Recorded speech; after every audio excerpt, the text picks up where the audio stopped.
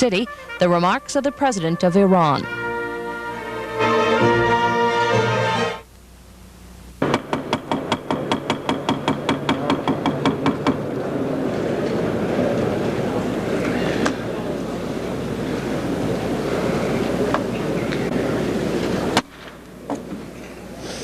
Сейчас Ассамблея. Now, the Assembly will hear an address by the President of the Islamic Republic of Iran, His Excellency, Hojat al-Islam, Sayyid Ali Khamenei. Я прошу начальника. I request the Chief of Protocol to escort His Excellency, the President.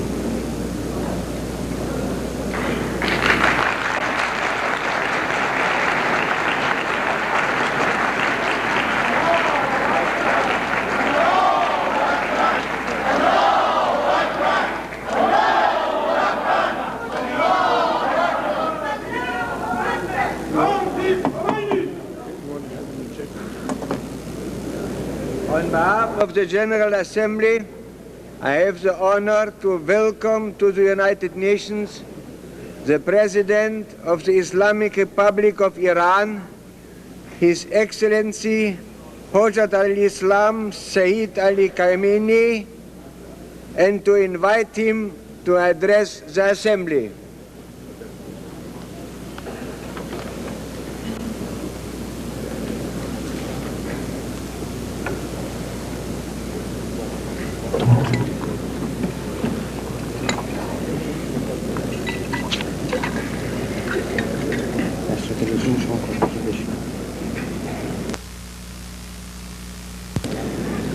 Bismillah. In the name of God, the Beneficent, the Merciful. O Lord, with thy holy name I begin, and from thee I seek guidance and support. My life and death, my petition, prayer, and praise belong to thee.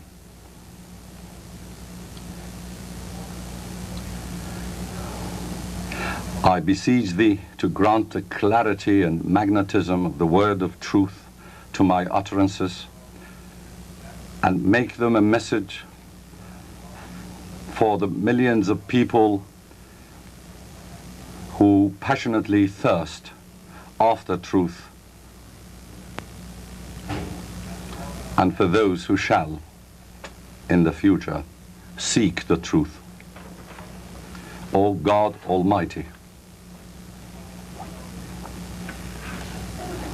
my nation and I offer our thankful salutations to the souls of thy great prophets, in particular Abraham, Moses, Jesus, and Muhammad, thy peace be upon them, who did their utmost and gave their lives in order to spread and immortalize the message of awareness and salvation of man. And our humble salutations to the pure and enlightened hearts who obeyed thy message, especially those among them who sacrificed their lives because of it. Mr. President, Mr. Secretary General, ladies and gentlemen, my country has been a center of man's civilization and culture at some important elevated stages of history, and at present is the setting for a political system based on the same cultural background and traditions that are now further enriched by an Islamic awakening. I come here from a land which is the birthplace of a most famed but less understood revolution in contemporary history. A revolution founded on the religion of God, marching along the path of the prophets and great spiritual reformers, as a path as long as the history of mankind. Islam's Unitarian Weltansicht is the unshakable foundation and the fundamental thinking of this revolution. The meaning of man, the interpretation of history, the analysis of past, present, and future events, the conception of the material world, the explanation of elements that bind man to the world outside him, the earth, human beings and objects, man's understanding of his own existence, and in short, everything that goes into the formation of human society's value system to attain an orderly human administration is rooted in and emanates from this divine outlook.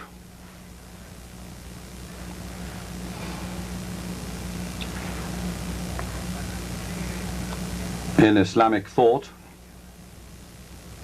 all existence is the creation of God and an image of his knowledge and power. The whole universe is attracted to him, and man is his creature, superior to others, and his heir on earth. Exploiting his intrinsic talents, man can build the world, created for him in the most beautiful ways, and flying on the two wings of faith and knowledge, rise to the highest spiritual and material peaks.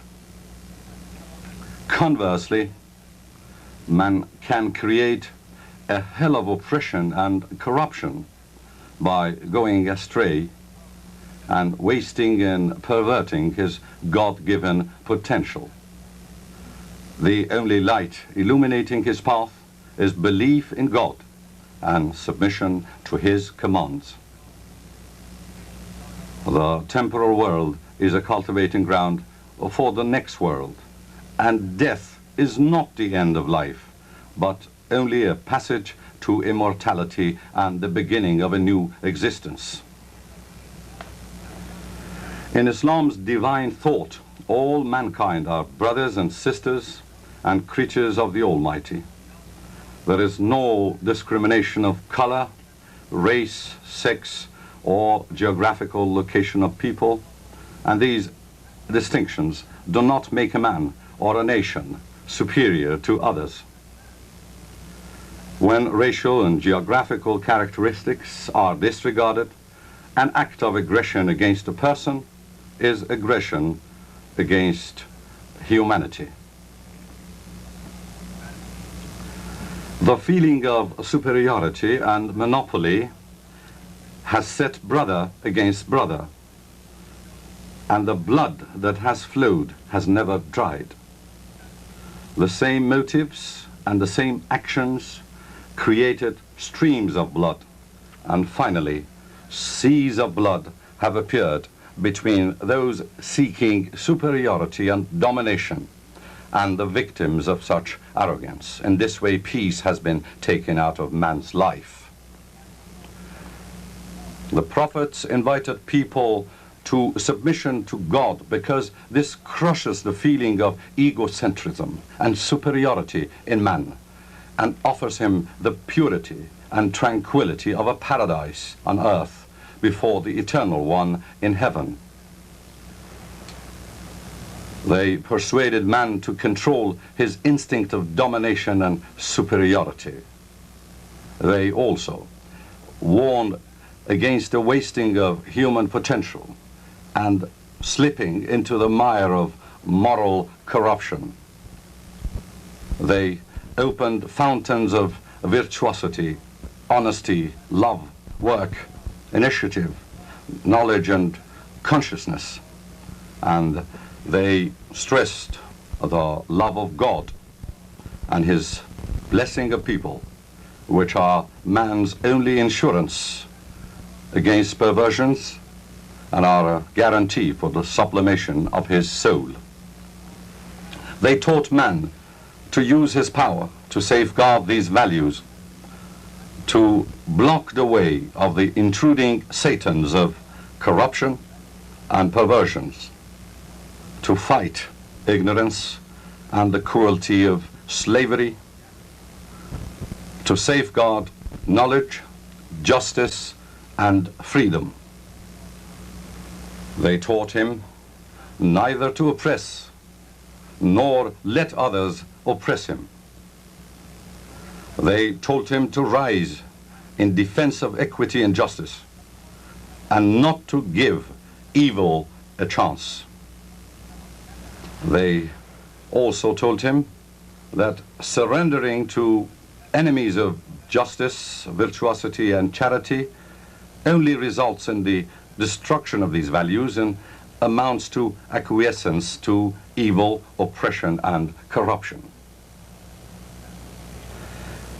In Islam's divine thought, the religion of God is not only the crowning of man's virtuosity, but the very form of life itself. Religion offers man a complete social system, not merely some forms of worship and certain traditions, even though services of worships and traditions are full of the spirit of life and serve the same system. The social system is based on the same religious outlook. Freedom and liberty, equality of people, social justice, awareness of the society's individuals, combating corruption and perversion, preference of human ideals to individual desires, rejection of satanic dominations, as well as the personal behavior and ethics and occupational and political scrupulousness are one and all born of and inspired by the same universal interpretation of the world and man. Islam rejects as immoral all such systems founded on force, oppression, ignorance, suppression, tyranny, and humiliation of man through discrimination of race, nation, blood, and language, and commands the faithful to approach all mankind, co-religionist or not, with love, affection, and support, except those determined to fight the Islamic order, who must be faced rigorously. It was on such fundaments and objectives that an Islamic revolution emerged in Iran and laid the foundations of an Islamic republic. Many analysts have searched for the roots of the Islamic revolution in February 1979, and many of them have failed to understand it correctly. In our opinion, this great event was partly a consequence of the inefficiency of the existing systems in the world and the vacuity and falsehood of the slogans of democracy and equality in these systems. Islam was able once again to shine in this dark atmosphere through the dust of distortions and misconceptions thrown in its way for many centuries. The sun of Islam shone on Iran and brought about a revolutionary storm. It is expected to shine on many other parts of the world. We should wait and see. But despite earfuls of adverse propaganda, the awakening of Muslims in many Islamic countries is not an offspring of Iran's Islamic revolution. It is her brother in Islam.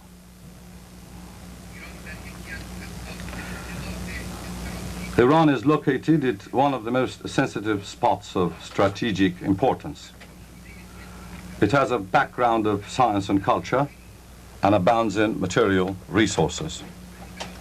The Islamic revolution in Iran was meant to be against a regime that had put all this at the service of the interests of the imperial-minded powers of the world, and particularly those of the United States of America, for almost a quarter of a century. Nobody needed the spiritual and material wealth of Iran more than the Iranian people, but they were denied it.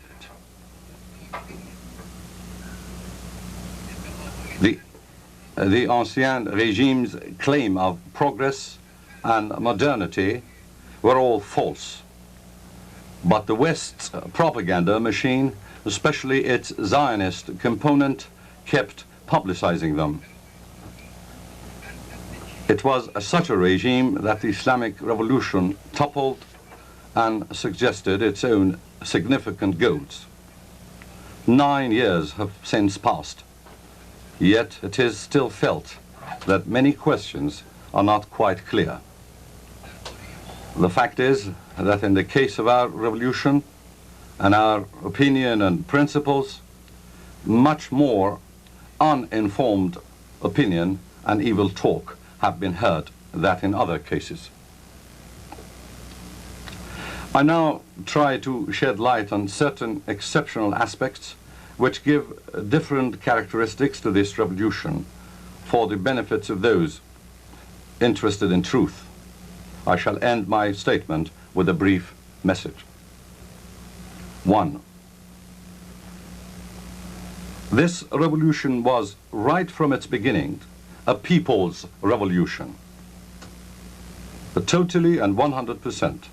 None of the familiar forms that have been instrumental in certain other revolutions were active or even present in our revolution. No armed guerrilla groups, no active military political party, no groups of revolutionary free officers and the like. There were only people, and unarmed people for that, who filled Tehran and other cities and towns in Iran with their presence. They crowded the streets and filled the air in the cities with their revolutionary presence and revolutionary slogans in such a way that there was no room to breathe for the ruling clique and its government. They simply had to leave their castles and centers of power, and one by one, or in groups, to leave the country hastily. The Shah, the prime ministers, generals of the army, ministers, and other important criminals fled the country to avoid the wrath of the people when they could. This, of course, happened after a long year during which the regime had exploited all political, military and police capabilities at its service to disperse people and to force them back to work or to their houses. And in order to achieve this, had shot and killed thousands of them in the streets, in the mosques, in the universities, and in their workplaces, openly and indiscriminately. Despite all these measures, however, people's presence had increased. In the very last months, when the regime became more violent, the people came out in millions. The regime, cracking under the pressure of people who had no regard for their lives any longer, could not withstand the onslaught of the masses, and forced to give its greatest concession, it sacrificed the Shah. He fled the country never to return, and after this, the regime's retreat accelerated.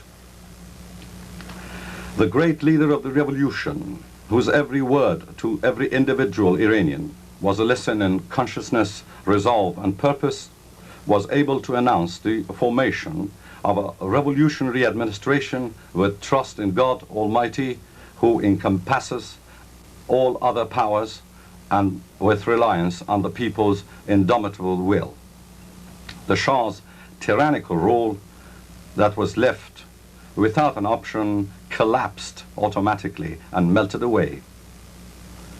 The very last bastions of the regime were barracks with no soldiers or officers. In the last hours, a few garrisons showed some resistance, but all was in vain because people were everywhere and overcame them. The miracle of this revolution was the victory of the people. It was only after the collapse of the military garrisons that arms fell into the hands of the people. But then the kingdom had already collapsed, and these weapons were used for the protection of the new revolutionary order. People, young and old, men and women, were the agents who defeated the Shah's regime that was armed to the teeth and enjoyed the support of the biggest powers. It was the people who established the order of an Islamic republic, and their weapon was their faith, their determination, and their blood. And blood overcame the sword. The doctrine of blood overcoming the world, overcoming the sword, is the old policy of the oppressed resisting and fighting the oppressor that was declared by the leader of our revolution long before it took place. Thus, the first victory of our revolution was against the armed regime of the Shah, who was strongly backed by the West and the United States. It has since gained us other victories, some of which may even be rated as more important than defeating the Shah. This unique experience, at least in the last century, deserves to be carefully studied by both the oppressed nations and those oppressive powers who underestimate the power of the people. 2. This revolution had its roots in religion, in Islam. There have been many revolutionary movements in history, the combative spirit of which was fueled by a religious faith, but little or no account has been taken of this factor by many analysts. In our revolution, however, everything was taken from Islam: its aims, its principles, its methods of struggle, as well as the formation of the new order and the particular form of its administration. This fact gives certain surprising dimensions to the definition of revolution and new meanings to its victory. As we know, Islam has been a target of assaults for the last 1.5 centuries by colonial powers and their subservient reactionary agents, exactly because of its inexhaustible capacity for revolution and reconstruction.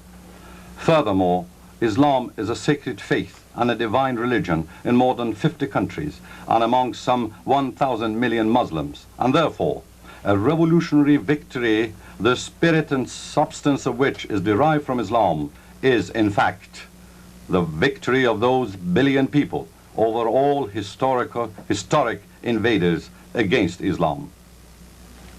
It is for this reason that hundreds of millions of Muslims in dozens of Islamic countries have welcomed the victory of our revolution. This religious characteristic also stops the people, the leader of the revolution, and its administrators from any retreat, defeat, fear, or weakness. When you fight for God, there is no defeat, let alone fear, weakness, or retreat. 3. Non-reliance on either East or West was another exceptional characteristic of this revolution, which is now the fundamental policy of our revolutionary system. This in itself is one of the manifestations of the belief and trust in God in all spheres of our individual and social life.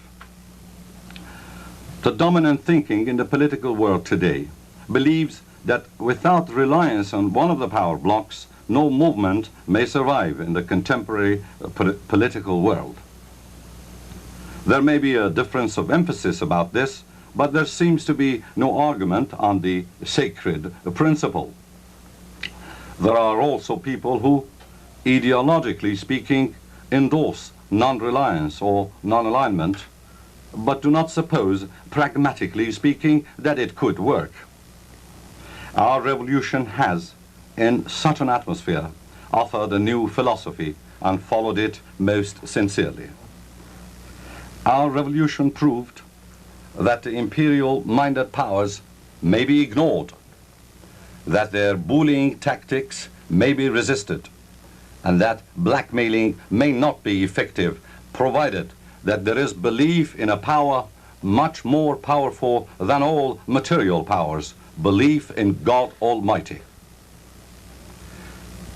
We know quite well that for this belief and in this struggle, we have to pay a heavy price, and we are prepared for it. Let this experience illuminate the path of nations to true independence and the total rejection of the hegemony of the big powers. The present division of power threatens humanity with a very bitter future. 4. There is another peculiarity to our revolution, very active to the present. It had to suffer an incredible amount of hostility and receive many exceptional blows. Certainly no revolution is safe from the counter-strikes of the power system dominating our world, but the variety, the depth, and the enormity of the enmities and the wild anger unleashed against us for the last 9 years is an exceptionally interesting story to hear. The revolution had not yet reached its climax when hostile behavior, mostly by the United States of America, started to challenge it. Certain officials who reveal secrets through the passage of time now confess that in the last months of the Shah's tyrannical regime, the United States administration, the president, and his national security advisor tried to hearten the Shah by encouraging him to be more decisive. The meaning of decisiveness was later explained in the statements of a fellow called General Heiser, who had come to Tehran as the special representative of the President of the United States of America. In his opinion, and according to advice given to him, the Shah's regime had to be safeguarded, even if this resulted in the slaughtering of tens of thousands of people. And his incredible justification was, it would be preferable to the killing of many more thousands later. In the honorable opinion of the United States authorities, it was not valid that if the United States did not interfere in the internal affairs of Iran, neither the blood of tens of thousands then, nor the bloods of many more thousands later had to be shed. Certainly, there was no other reason for the abortiveness of Heiser's mission and his flight from Tehran, as well as for the arrest or flight of all those elements whom the United States needed for the carrying out of its evil plans, except the crushing ferocity of revolutionary waves and the great might of a nation who had risen to fight for God and feared nothing but God. It was not the enemies of revolution who simply walked off. It was the revolution that forced them to flee. They had already exerted all their pressure at the hands of the treacherous Shah.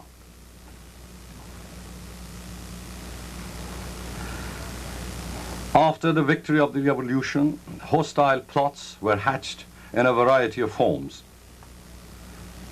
The very first clever measure was the infiltration of revolutionary posts and positions by enemy agents.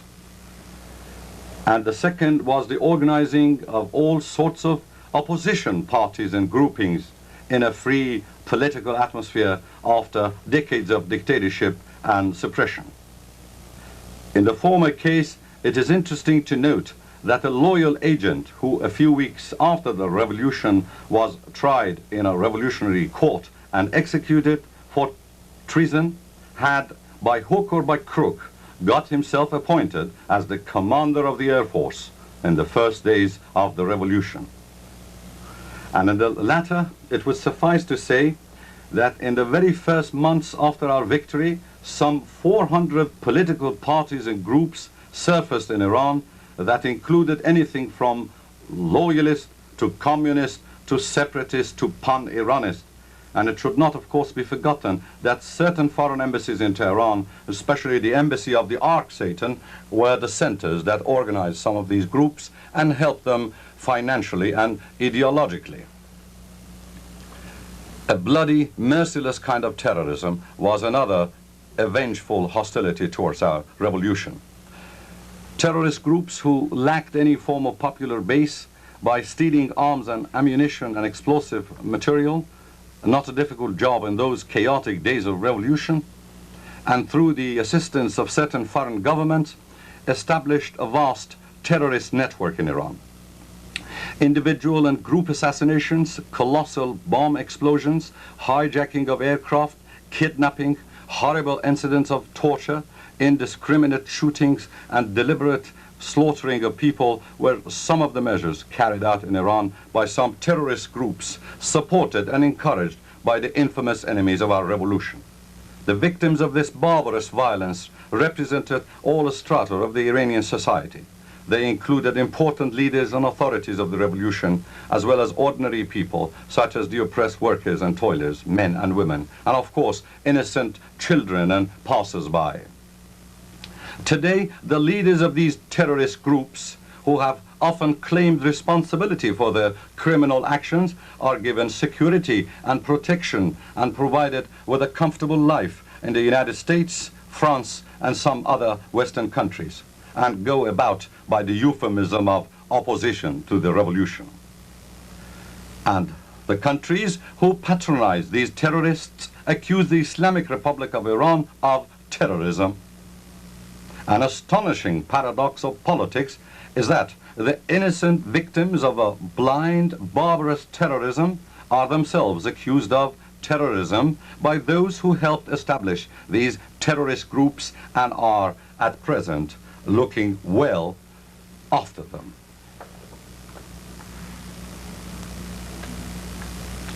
As the president and servant of my country, and as a victim of a savage terrorist attack that was aborted by the will of the Almighty, I have the honor to declare here that none of these brutalities and bloodsheddings could shake the will of our people, despite the fact that the dimensions of terrorism were unprecedented. In one of them, only some 72 leading members and administrators of revolution, including several cabinet ministers, a score of deputies of parliament, and some irreplaceable personalities of our revolution, such as martyr Ayatollah Beheshti, died in human deaths.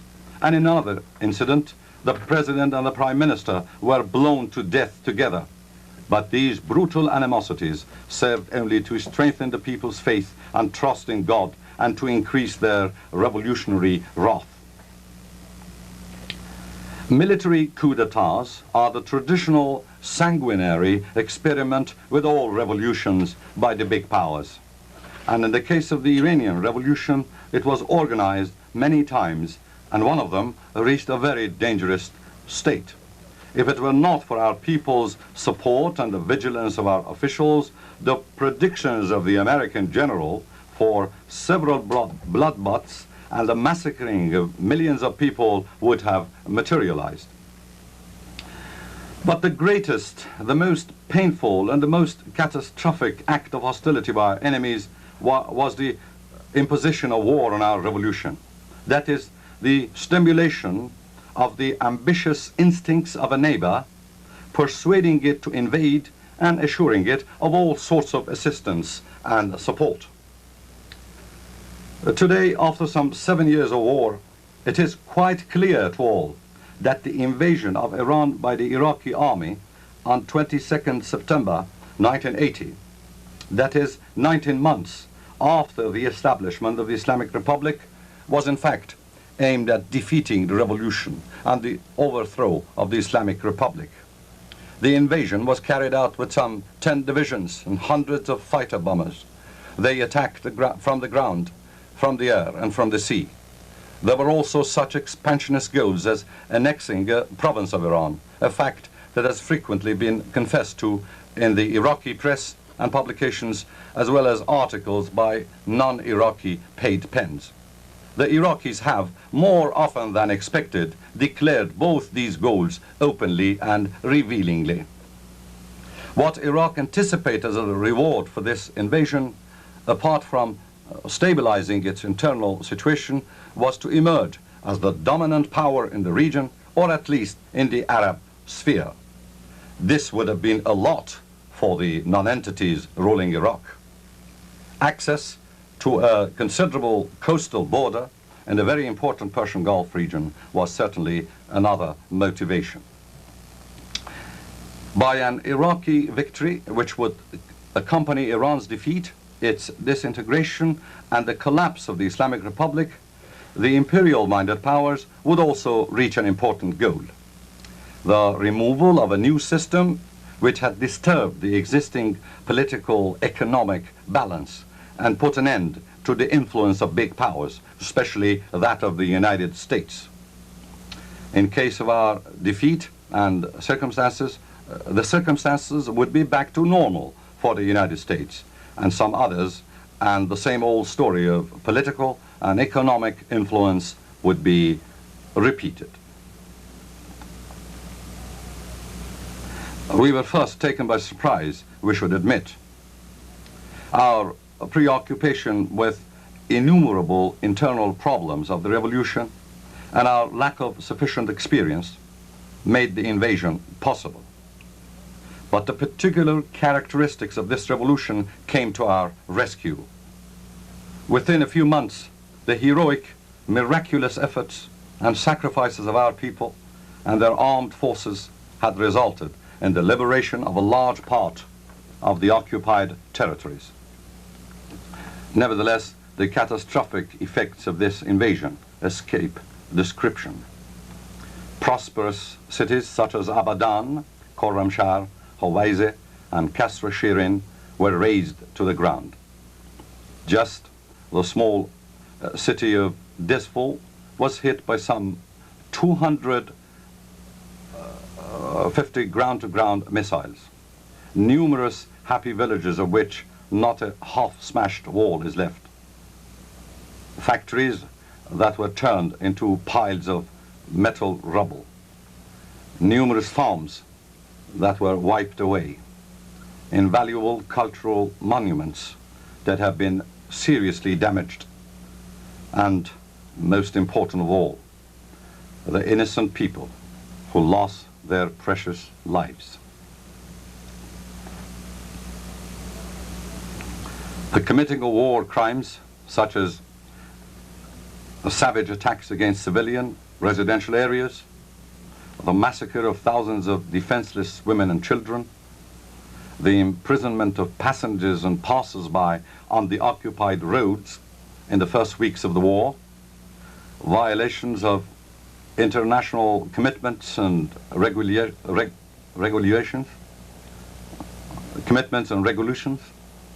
such as the use of chemical weapons on a large scale, aerial attacks against commercial ships, civilian aircraft and passenger aeroplanes and trains, are some examples of identified, but continuing acts of the Iraqi regime in the course of this war. After initial war efforts, when the people of Iran had time to contemplate and to sum up the events, they realized a very bitter fact.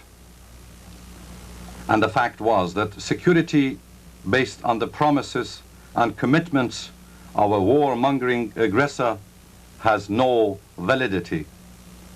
And trusting such a security is illogical and very naive.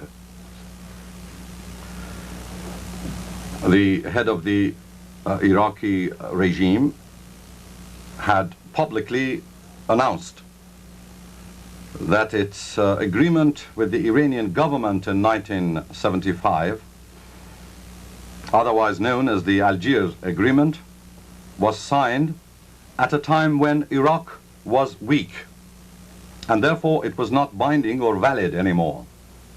He tore a copy of the agreement to pieces and invaded Iran after a few days.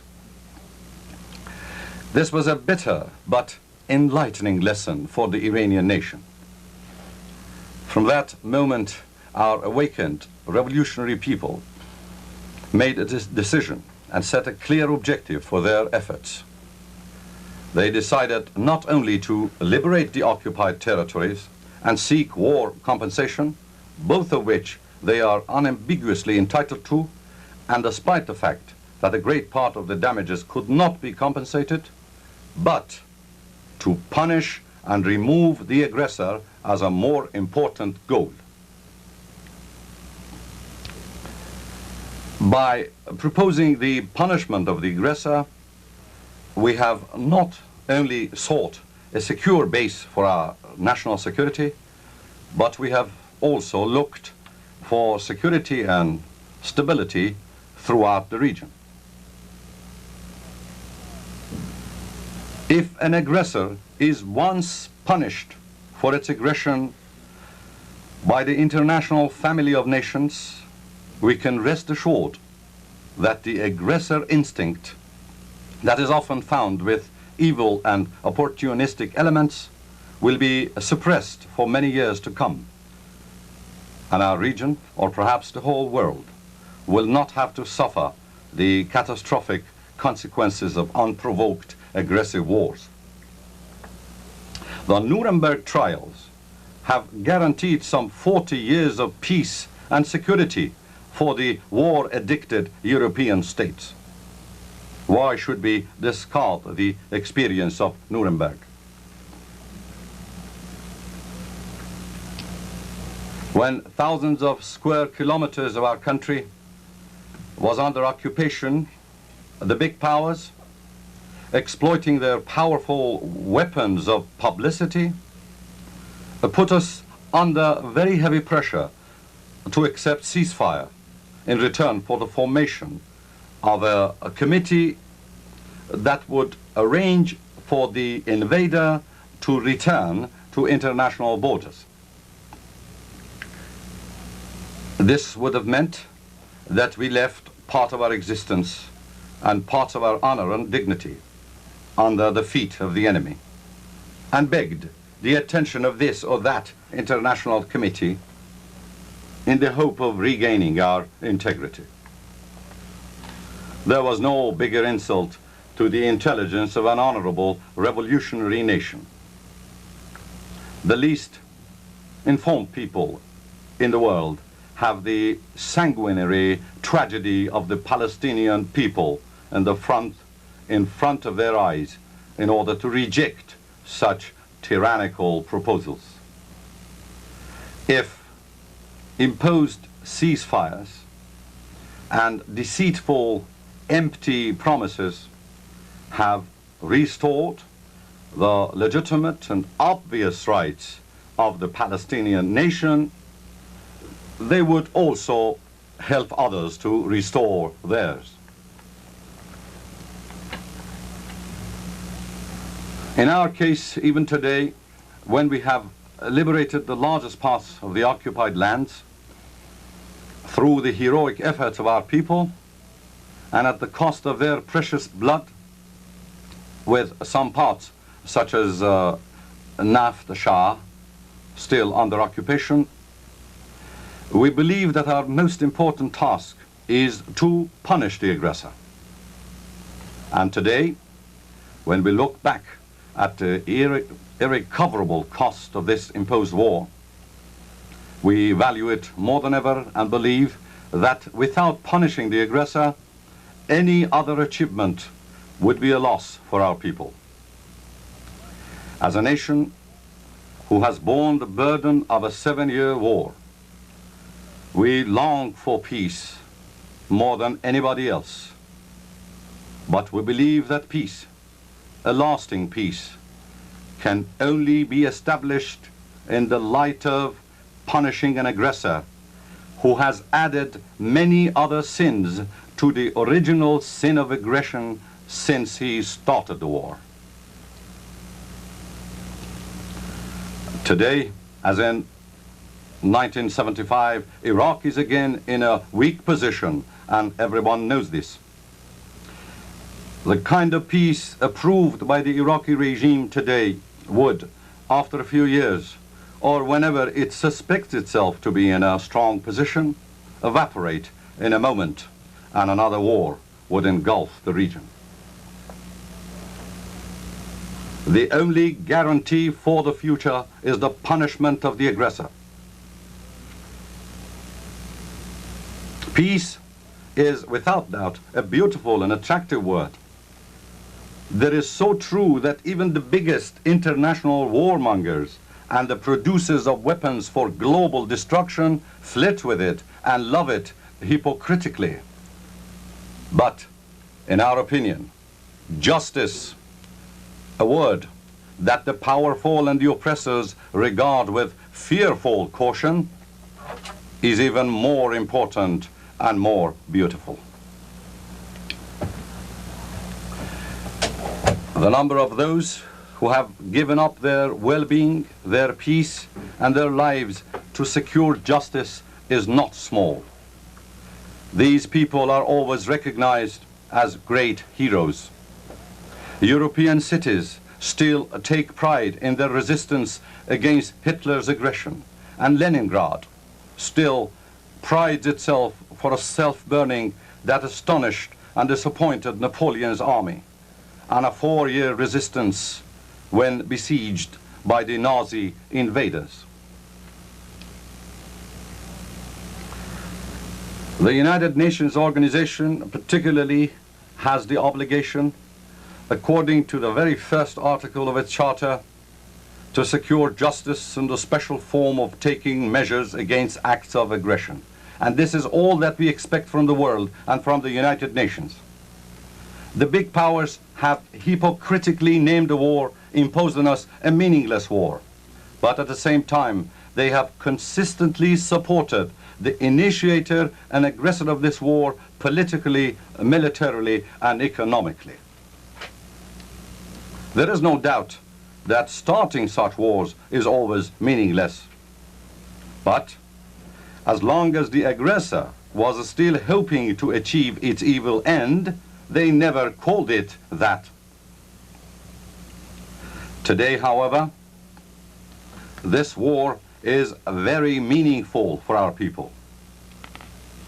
Selfless, heroic efforts to eradicate aggression and to prove that nations have the power in the face of the will of the big powers to defend their revolution, their stability, and their integrity. Our nation, through a great deal of sacrifice, is engaged in rejecting a concept that has always resulted in aggression and war. The concept that reliance on advanced weapons and support of the big powers is a guarantee of success.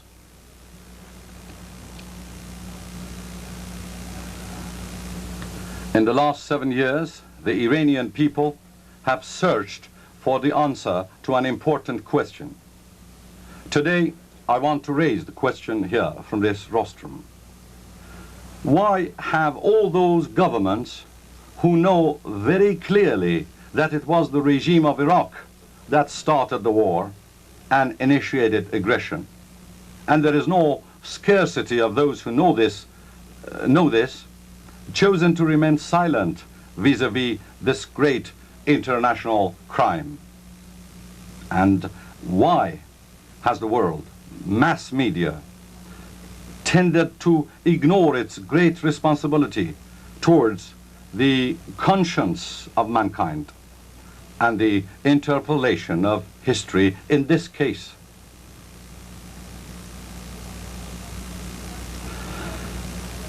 Perhaps the key to the solution of this problem lies in the particular political relationships in our world today and the defective geometry created by the domination of the big powers in international relations. However, our people seem to have discovered the facts. But the question to which no convincing answer may be found is this: why has the Security Council of the United Nations, as an organ that was primarily created to safeguard international security and oppose aggression, totally ignored its obligations and even acted in defiance of its duty? I think everyone knows that the Security Council did not show any reaction when Iraq invaded Iran on a 1,000-kilometer front.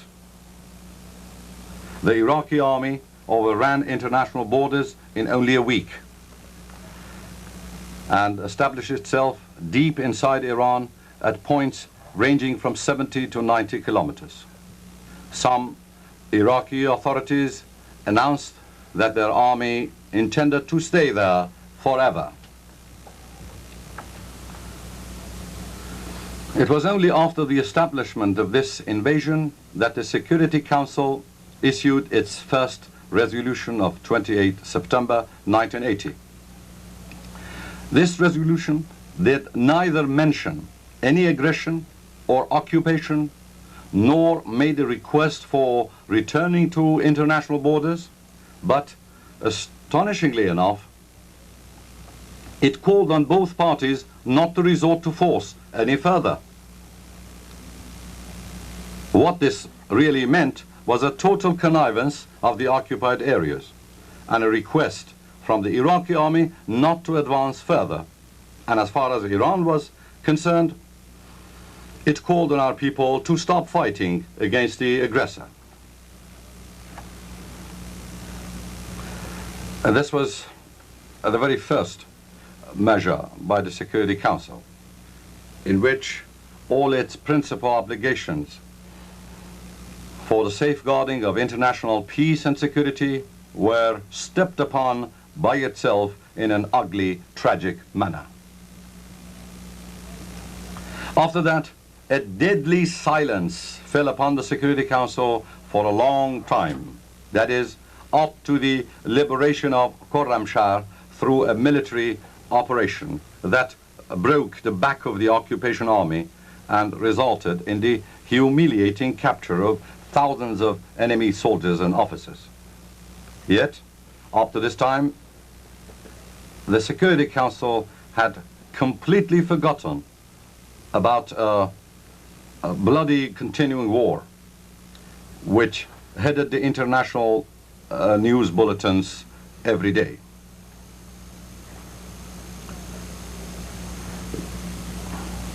Thus, the Security Council suddenly remembered the Iran-Iraq war again. A few weeks after the liberation of Khorramshahr, the Security Council's second resolution, dated 12 July 1982, was issued. Now, the Security Council had called for a return to international borders. What it requested was already achieved, because our heroic people and their selfless and valiant combatants had by then liberated the greater parts of the occupied lands. This resolution, too, was conspicuous for many omissions. No reference to aggression, no mention of the aggressor, Nothing about destruction, damages, or any compensations. No guarantee for real security and stability, and not a word about punishing the agent of insecurity. The resolution had chosen to be silent about all these vital points. Therefore, once again we found ourselves quite alone in restoring our legitimate rights. And I must inform you that the Security Council's stance in relation to the war that was imposed on us has not changed up to this moment. Of course, the Secretary General's independent initiatives went some way to help the United Nations in the realization of its objectives, but his good offices were not appreciated. I ought to, however, register a thankful note here for his efforts and his good office. It would also be appropriate to remember the good name of the late Swedish Prime Minister, Mr. Olof Palme, who, as the special representative of the Secretary General, sympathetically tried to help. Secretary General's trip to Tehran and the useful talks regarding Resolution 598 was another step in this direction. We consider these talks as objective and instructive. So is the report of the Secretary General. Regrettably, it seems that some influential members of the Security Council wish to ignore this fact. They are the same members who have, from the outset, attempted to exploit this resolution as a means of exerting a pressure on the Islamic Republic of Iran. We have conveyed our unequivocal viewpoints to the Secretary General and expect the Council to use correctly the possibility open to it.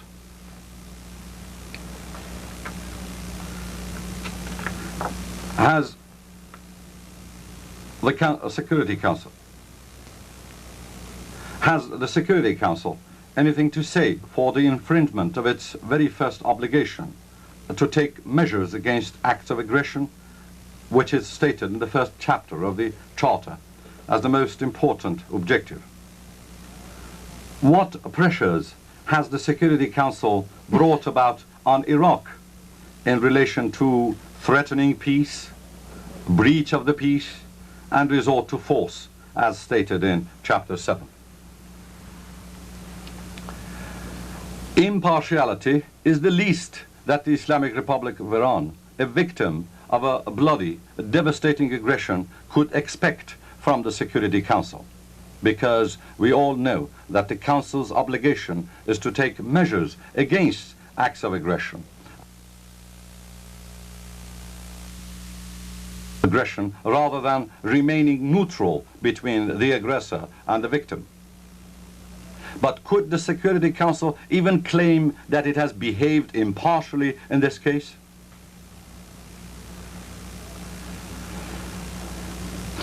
Our feeling is that the Security Council has been pushed into this indecent, condemnable position by the will of some big powers, particularly the United States.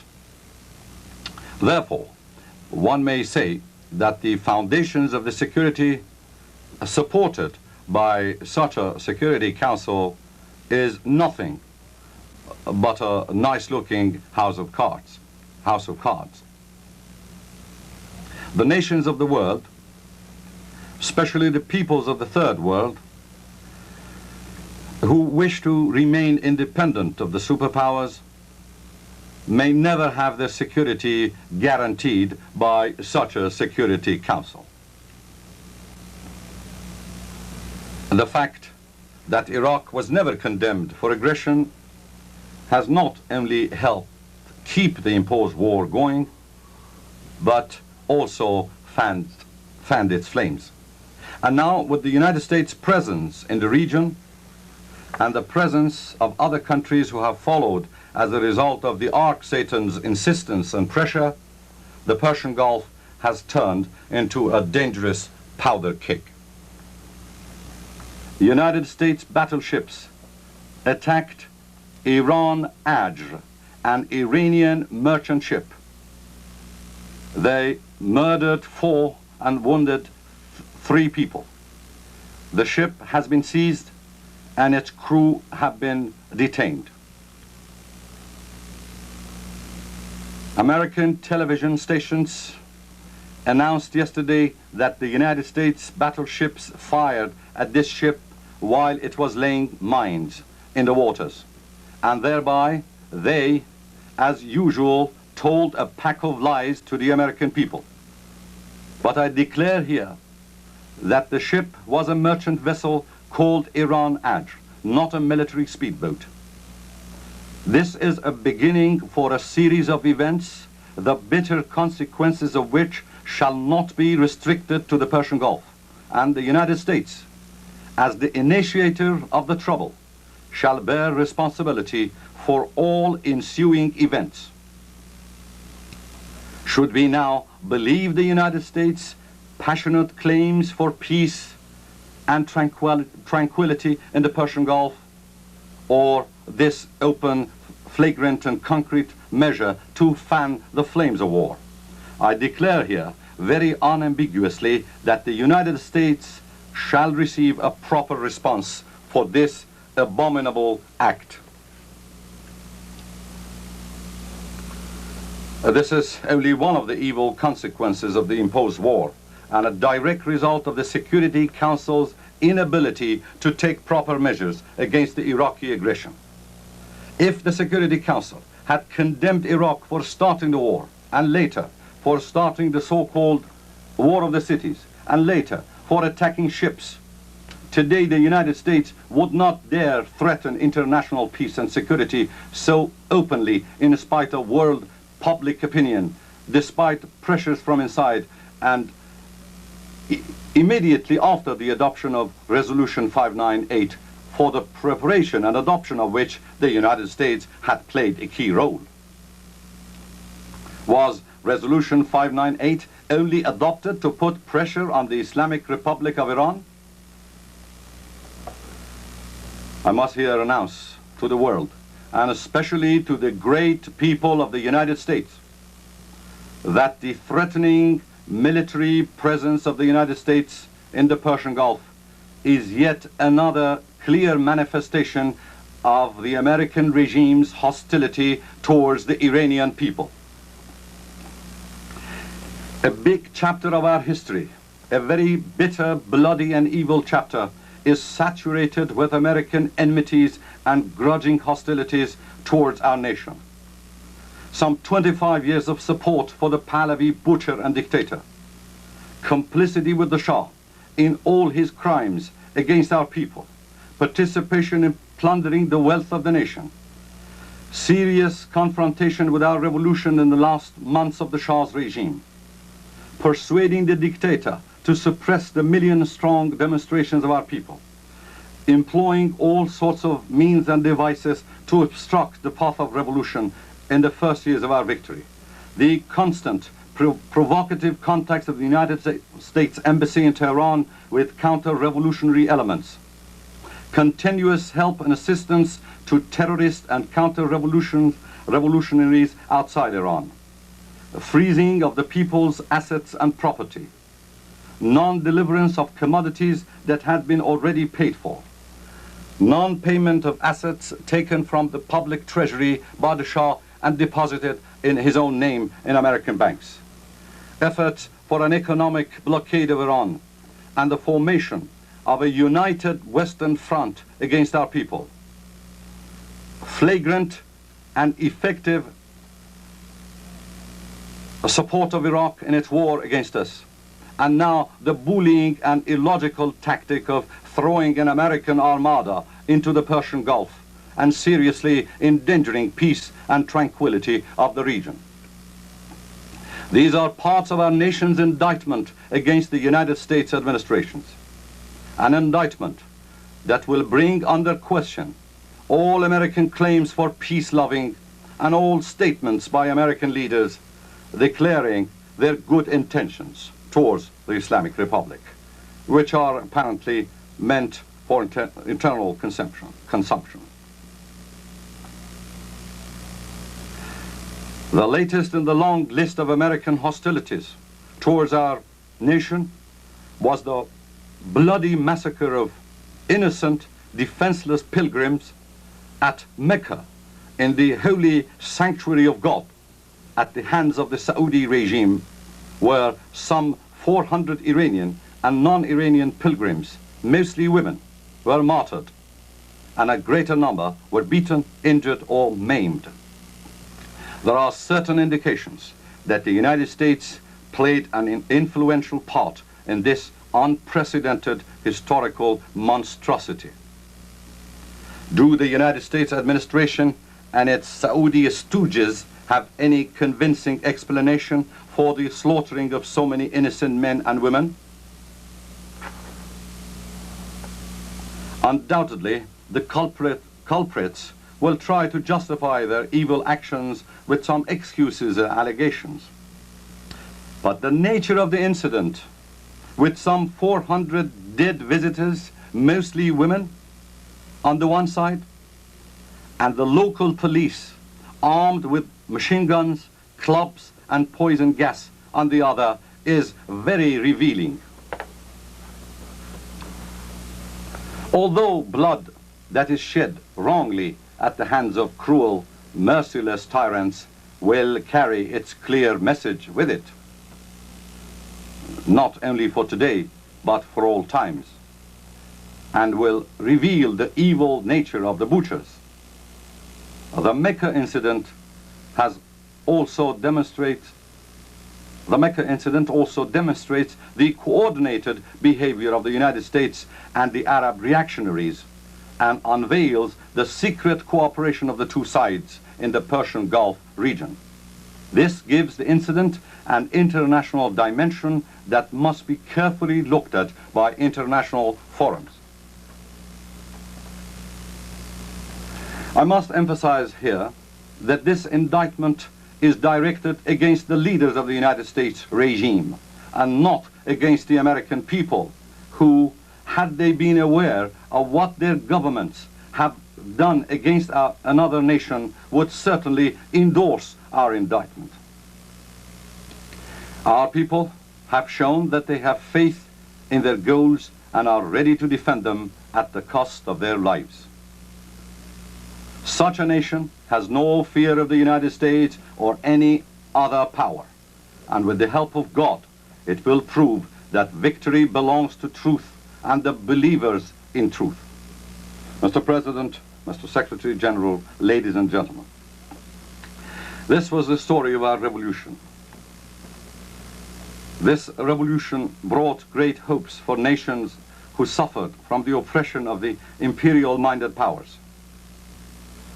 Equally, it provoked the violent hostility of the big powers, who seek to dominate the world.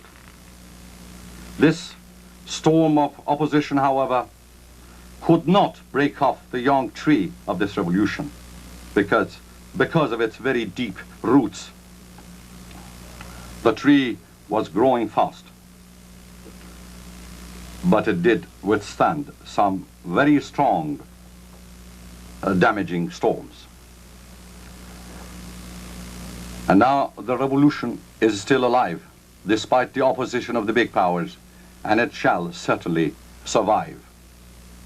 That is the dictate of divine traditions in history, and it shall not be altered.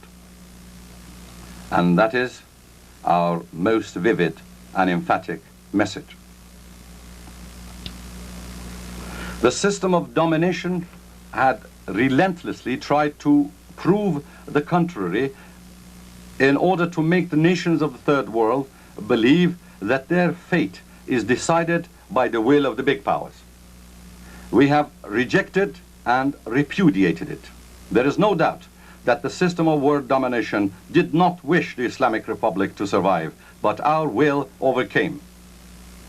Our message to all nations and governments who wish to remain independent and ignore the wishes of the big powers is to rely on their own people without any fear.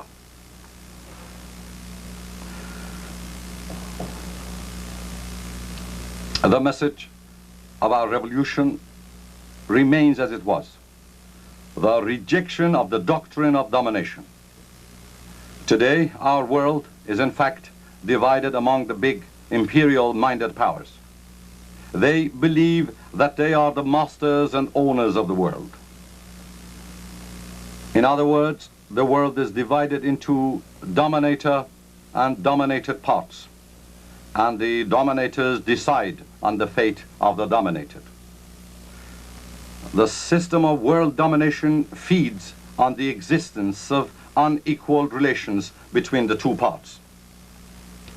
The system of world domination arbitrarily rejects revolution and creates problems for revolutionary regimes. Nicaragua and the countries of Southern Africa are a few living examples. The system of world domination decides for peoples against their will. The innocent Palestinian nation is a perfect case, and Afghanistan is another. The system of world domination fiddles with human ideas and concepts, changes and distorts them at will, and tries to inject the distorted meanings into people's minds. Terrorism and human rights are two such manipulated concepts. The system of world domination is bold enough to openly and directly invade such countries as have aroused its anger. The United States invasion of Libya and Grenada are two recent examples. The system of world domination makes decisions for the whole world and all nations. Yesterday it was Hiroshima, and today the President of the United States is proud of the horrendous behavior of his predecessors and even argues that if they did not kill those several thousands, more people would have been killed throughout the world. The President of the United States does have a soft spot in his heart for all mankind. Is he not the godfather of mankind? The system of domination supports fascist and racialist regimes, such as the ones in Israel and South Africa, and employs them as a bloodthirsty armed agents to bully the oppressed nations. Muslim Lebanon, patiently resisting the criminal aggressions of Zionists, and the African frontline states are good examples.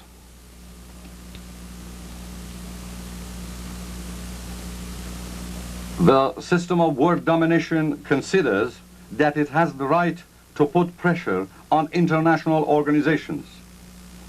The Security Council and UNESCO are living examples. The system of world domination believes that its own interests are absolute and the interests of others are non-existent. A good example of this is the dangerous, peace-threatening presence of American battleships in the Persian Gulf that have come to defend America's interests while completely disregarding the interests of the countries of the region. The system of world domination has, above all, the propaganda machine and the mass media of the world in its hands, distorts all the facts and gives a humane image to its satanic behavior, and in this way escapes confrontation with the world public opinion.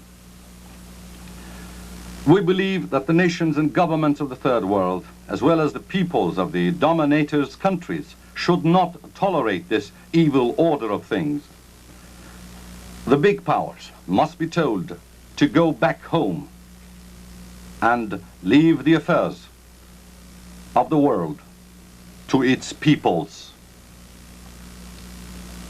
We must tell them, you are not anybody's legal guardians. In the United Nations organizations, there are two unjustified distinctions: the right of veto and permanent membership in the Security Council. These must be removed. And their removal would indeed turn the United Nations into a truly popular organization in which all problems may be solved. Otherwise, the Security Council will remain, as it is today, a paper factory for issuing worthless and ineffective orders. And the peoples of the world will continue to think that there is no place for settling international problems, and that the only option left is to use violence. Under these circumstances, our message to the governments of the Third World, as long as the system of domination remains, is to unite with each other. This is the only way to become stronger. The powers dominating our world do not value anything but power, and we must speak with them in the only language they understand, the language of strength. The awakening of peoples and their awareness of the nature and function of the system of domination is the strongest support for the Third World governments and a source of real strength to resist the dominating powers. The leaders of these governments will have nobody to help them except the will, the power, and the ideas of their own peoples. The union we propose to the Third World countries is not a pact for fighting the big powers. It will be a union for our own defense and the prevention of the usurpation of our legitimate rights. The dominating powers are also the big agents for dissemination and justification of corruption. Moral corruption, sexual corruption, and ideological corruption. The political, economic, and espionage motives of the big powers are the true perpetuators of these moral perversions. And the fact is that in our world today, which includes the nations of the big powers too, moral values have been discarded. The foundation of the family has been weakened. Alcoholism and addiction to drugs have become rampant, and spirituality and morality have become least appealing. We must start a tough campaign against corruption in our own countries. We must strengthen the foundation of the family and make this original school of man a home of affection, sincerity, love, and spirituality.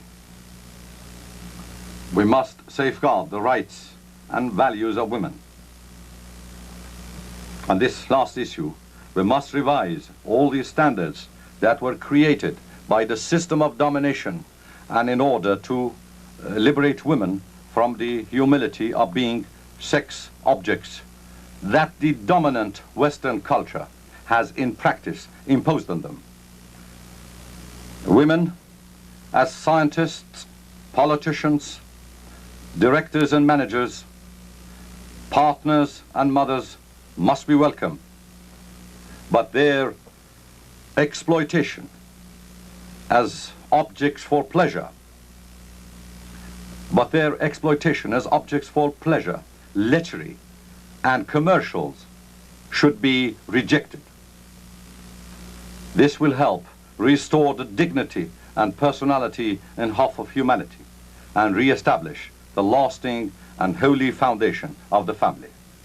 These are some of the messages of our revolution, not only for those eager to listen, but also for those who can decide to listen to the truth and to welcome fairness and justice. Wassalam.